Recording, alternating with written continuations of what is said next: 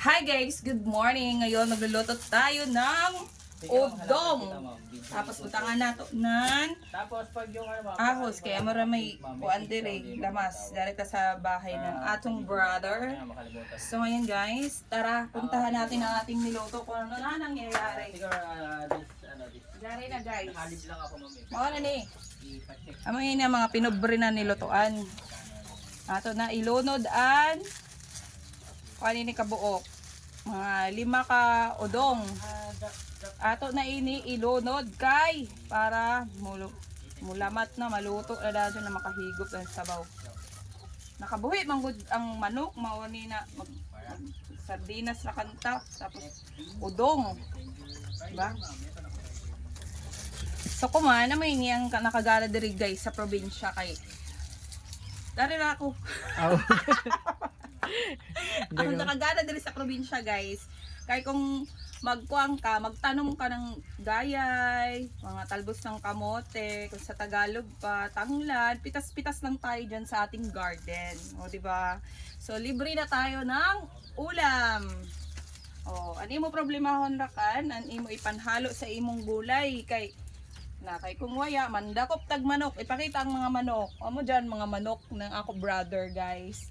So, nasa diri mga dari ang manok ni Jao.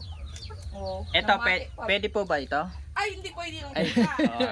Siyempre, tapos ito, may manok siya dito. May mga nang, diri pakita. Nagtawa, kaniyo. Nasa mga manok diri na nga nag-itlog. So, karon libre na tag itlog. Ayan, may itlog dyan. Ayan o, nangingitlog po sila. So, karon di tamang wag itlog kay ang atong sudan udong man. Oh, hello guys.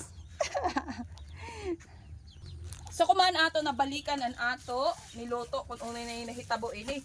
Nga mikos-mikos ra ni na pagkaluto ba pinobrera kay dali man tas bukid, di ba?